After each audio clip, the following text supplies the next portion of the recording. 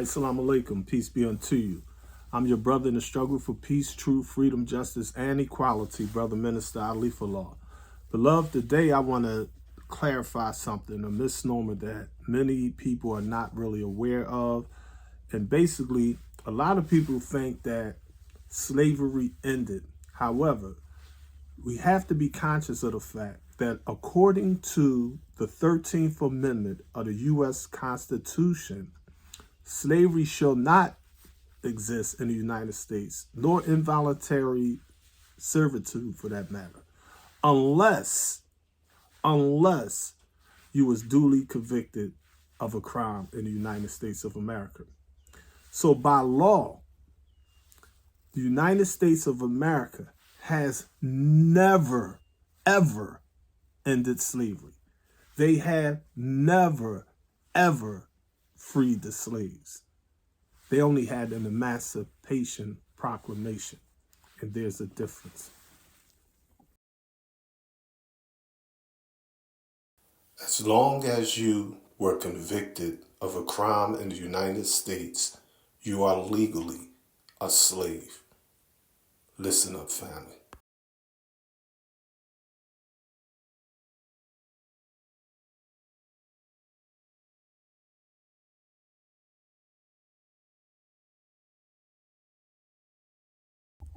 Let me turn your attention to page number 7 of The Fall of America by Messenger Elijah Muhammad, because only the messenger's message will properly guide us through this age of mess.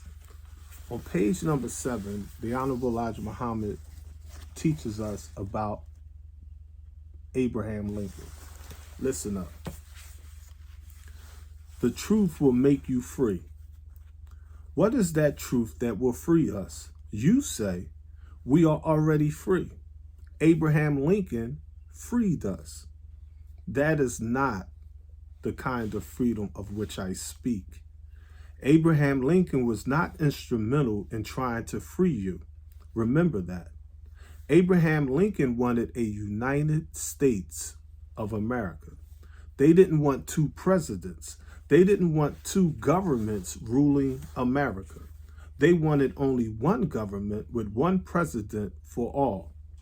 It was not that they were so full of love for the so-called Negroes that he wanted to free them from the hands of his brother. But this was a good weapon to bring his brother into submission to his idea of a United States and one president of that United States. So, therefore, you were just lucky that you got freed from servitude and slavery at that time. Otherwise, you would probably still have been in servitude and slavery today. You say you love Lincoln. You love him because he freed us. He is your emancipator. I say to you, my beloved brothers and sisters, Mr. Lincoln was not your brother. He was not your friend any more than George Washington. Now, we are 100 years up from slavery. Many of you feel proud that you have been schooled. You have a few diplomas and degrees. You can do little things educationally, but that does not get you justice in America. You still suffer injustice with an arm full of diplomas and degrees from colleges and universities. Is that right? If that is not right, I am willing that you shoot me down, cut me down any way you please to get rid of me. If I am not right, if I am right, be aware.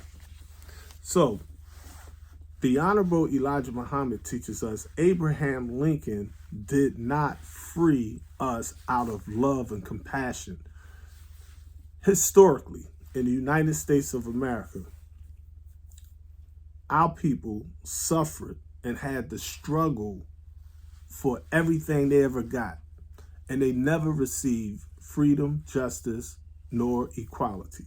They never received reparations, even though other people around the earth received reparation, land, compensation. an apology. Not so with the slaves. So don't forget that our family and friends that are still in these county, private, state, and federal prisons all over the United States of America, and our people worldwide that are locked up in ghettos by corporations that are intentionally keeping them in a state of subjugation and poverty, slavery, suffering, and death. Let me turn your attention to another quote from the Messenger's Message in This Age of Mess, where he teaches us about a prophecy. I would like to turn your attention to page 151 of The Fall of America, basically 151 and 152. The Honorable Elijah Muhammad teaches us about the beast, 4 beasts actually. The messenger says the 4th beast in the revelation of John in the Bible, and of which Daniel describes as a very dreadful and well-armed beast, whose workings are that of death upon the weak, refers to America. She has no respect for the poor and the unfortunate. Daniel's description of the ribs between the teeth of the beast is in reference to this ill treatment, subjection, and ruthless behavior by the devil to our people. This America ladens the poor with heavy sentences, long prison terms, and refuses to let the prisoners go free. This is due to her heartlessness and lack of compassion for the black man of America. Surely the messenger's message is right and exact.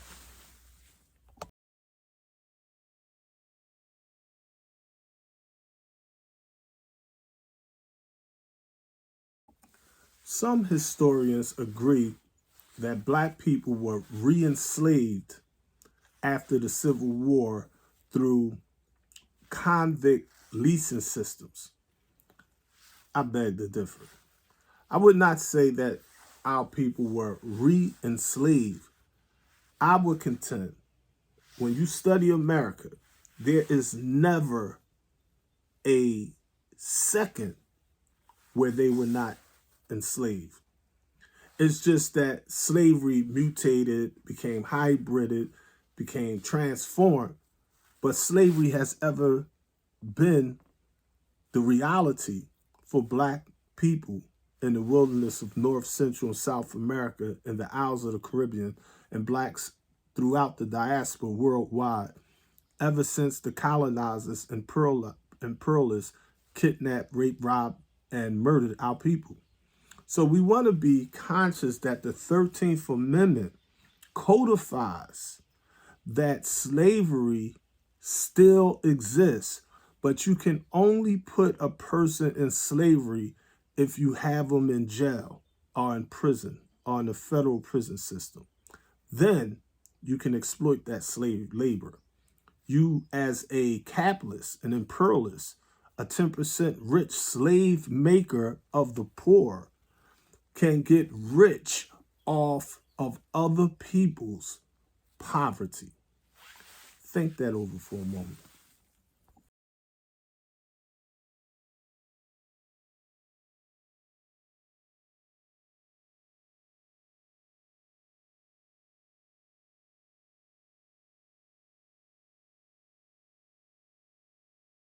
Many people think that our problem is white racists. That's the least of our problems. We're not worried about the Ku Klux Klan. The Aryan Nation is more worried about the government than they are black folks. I mean, what we should be conscious of is institutionalized racism, classism, sexism, and worldwide imperialism. This is the way the devils are able to control and contain the mythology of white world supremacy all over the planet Earth, amongst the black, brown, yellow, and red nations on the planet Earth. We have to be mindful that there are states, like this is the state of Pennsylvania. And Pennsylvania is not an angel, but it's not as bad as other states. So let's look at a few of these states.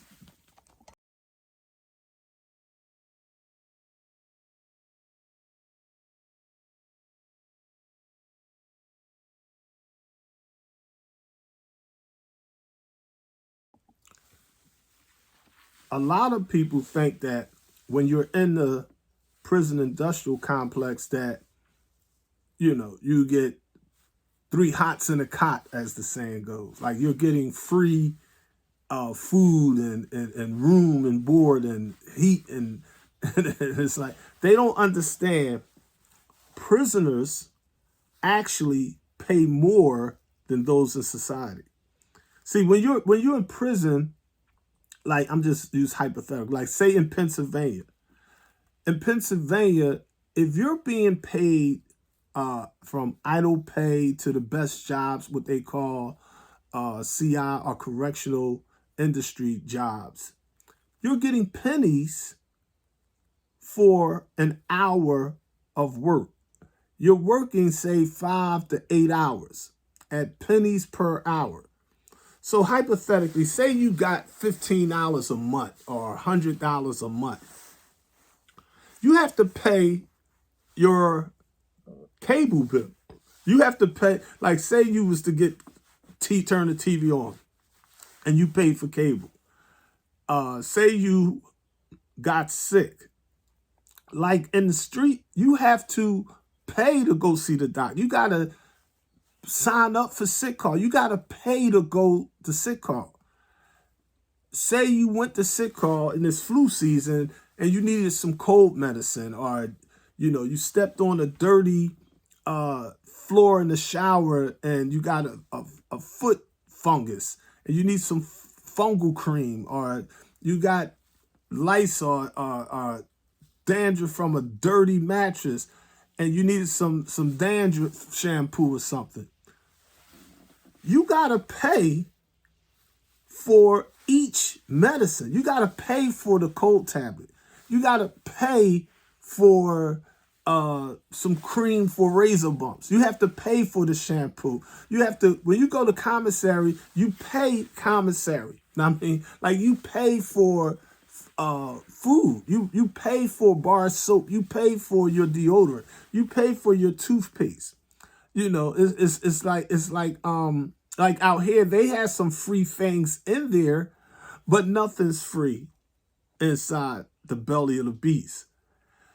You have situations where, say, you're in one prison or one camp and they give you a bar of soap. That soap is made by slaves in another prison. If you're up, say, Rockview Penitentiary, the Libby Corporation had Rockview Cannery inside the prison. Like they literally plant the vegetables and they can them for the Libby Corporation. And prisons make many of the goods and supplies for Walmart, McDonald's, Victoria's Secrets. Yeah, the women with the sexy line, that's made inside prisons. You see? So a lot of people, AT&T, the phone company, uses slavery. McDonald's uses slave labor. Walmart uses slave labor. That's why their price is so cheap. You see? You got places like Alabama that pay 2 to 4 cents per hour for slave labor or an indentured servant. They won't call it that. They'll call it an inmate. Conscious ones call it POWs. They're prisoners of war. They're political prisoners. You see? Other states like Texas, Georgia, and Arkansas, for example,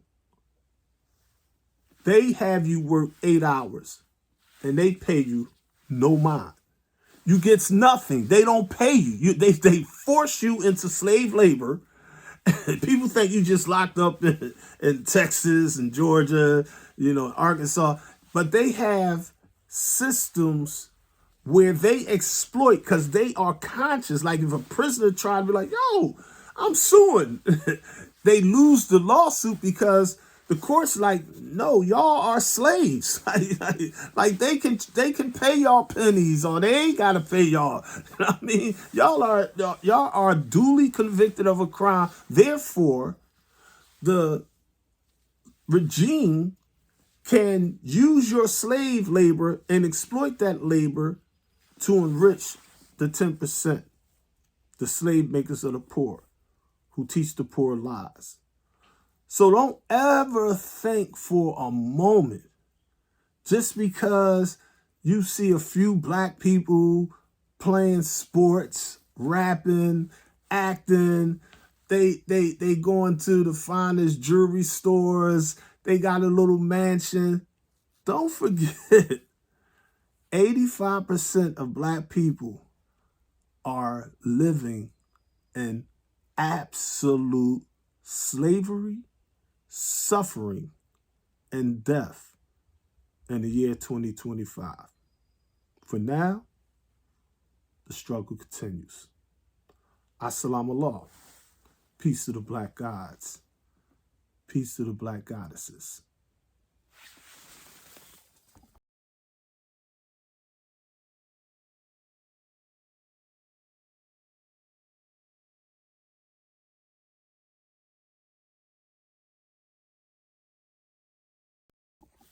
In case many of you forgot or may not be aware, the Honorable Elijah Muhammad gave us what the Muslims want and what the Muslims believe. I want to share with you one of the things that the Honorable Elijah Muhammad want for the exploited black slaves. And what the Muslims want, number 5, he says, and I quote, "We want freedom for all believers of Islam, now held in federal prisons. We want freedom for all black men and women, now under death sentences in the numerous prisons in the North as well as the South. We want every black man and woman to have the freedom to accept or reject being separated from the slave master's children and establish a land of their own. We know that the above plan for the solution of the black and white conflict is the best and only answer to the problem between two people." See, the Honorable Elijah Muhammad didn't want segregation or separation or integration. He wanted simple independence. Since we can't get along in peace, since we can't establish our own economic system, political system, education, we can't protect our families, we can't do for self, why shouldn't we have reparations like everybody else on the planet Earth? You see, there are white people in America that agree with the Honorable Elijah Muhammad's solution to this problem. They just don't have the political might and the financial power to give black people some land to call their own, a few states to call their own. I just seen a few weeks ago the DVD, The Order. And about 40 years ago, I read the actual book, The Turner Diaries. And one of the things, even though it's a fiction book, it was been used for generations amongst white people. But one of the things in the book that struck me was during their white power struggle, at the end of the day, they did not say we're going to exterminate black people. They was like, nah, we're going to let y'all go ahead and y'all can have these states over here. Y'all can import and export, go back to Africa, do whatever y'all want, but y'all got some land. We're going to take California and all that. We're going to have different zones. We're not going to harm the Jews. We're going to get the Jews, their own land. So that's how you got some white folks that think about this thing. You know what I mean? And with President Trump and them in office, it's a lot of chaos going on. Chaos that is not going to make things normal ever again. We in the Nation of Islam do not consider ourselves revolutionaries or terrorists, We consider ourselves freedom fighters. We want freedom, justice, and equality. We believe in self-defense. But we're not running around with weapons trying to attack the government, none of that. We absolutely defend ourselves, and we absolutely use the S word or the sword of truth to wake our people up and to mentally resurrect our people. And we're trying to unify the oppressed worldwide. That oppressed element includes not just Africans, but black, brown, yellow, red, and white oppressed people worldwide. Anyone suffering injustice, we want freedom, justice, and equality for all. You see, we understand and believe in united fronts. We're not saying that we all got to believe the same. We're not saying we're going back to Africa and practice this particular culture or that particular culture. We understand that Ghana is different from, say, the Sudan or Nubia or Zambia or South Africa. They all have their unique thing. I mean, you have people that correctly argues that there were black people already in North America, already in Central America, already in South America, already on the islands before Christopher Columbus or the European colonizers came over here to the West. I mean, the Honorable Elijah Muhammad teaches us basically that we're Asiatics, meaning we're world citizens, meaning you can't go anywhere on this planet that black folks ain't ever been there and are the founders of. So it's not just they found the Olmec civilization, and it's like you can't find our beginning. You will not find our ending. We was here long before the Olmec civilization. We don't argue with our Native American Indian brothers and sisters because the black and the red people are the exact same people. We're the same family. We just have different phenotypes and genotypes and cultures and traditions, and our historicity is such that we, different family members broke off and traveled and migrated to different parts. We had exiles and all kinds of things that took place amongst the original man. In the original black man, there's a black and a brown gene or germ. That black and brown gene, one is dominant, one is recessive. Basically, we're saying that our DNA is structured where we can produce 4 shades of black, 4 shades of brown, 4 shades of yellow, 4 shades of red. We can produce albino babies, and we can produce white babies. So the original man, the original woman, the original people, we're not in a race. So we don't consider ourselves a race. I mean, we're the original. Black is not a color. Black is the base from which all colors come from. You take all the colors of the universe. You get you some red, you get you some white, you get you some blue, you get you some green, whatever you want. You mix them all together. It's going to turn black. Because black is the base from where all colors come from. That's not racism. That's not hatred. It's just that the imperialists have put their technology out in such a mathematical way that it has the world thinking that the gods are the devils and the devils are the gods. That the heroes of the people are the villains of the people. That the good guys wear white and the bad guys wear black. So this is the psychosis and the social technology that's being used and perpetuated to keep our people in a state of subjugation. But we want you to be conscious of the fact that just because we're able to move around in the land where our kidnappers brought us. And we're able to do little things, with permission. Like, you may have permission to have a rent agreement, or you may have permission to have a home mortgage, or permissions to have a driver's license, or permission to have a gun license. You may have permission to drink a drink. But whatever it is, understand it's because the white man controls you. You cannot go back to Africa. You be like, yeah, I went to Africa. Only with the white man's permission. There is no black people that come from Africa to America on their own. They come to America with the white man's permission. When you get on an airplane and get your plane ticket, you're getting the white man's permission to go back to your land. You're getting the white man's permission to go to China. The white man's permission to go to India. The white man's permission to go make Hajj to Allah subhanahu wa ta'ala. The white man's permission to go see the Pope of Rome. The white man's permission to go to Jerusalem.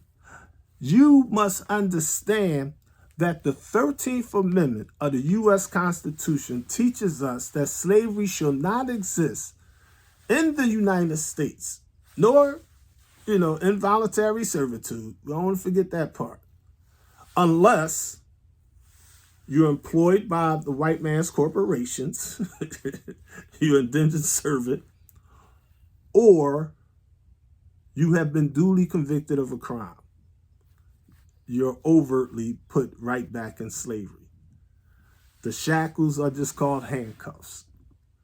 The slave ship is now called the county jail, the state penitentiary, the federal penitentiary, the private prison. The same, it may be a fancy, still electronic sliding door, or maybe the old-fashioned bars they just slam shut, you see. But be conscious of the fact that the devil is the devil regardless of place or time. And the devil has no intention of opening up hell and sending you back to heaven. For now, the struggle continues. Assalamu alaikum. Peace to the gods. Peace to the goddesses.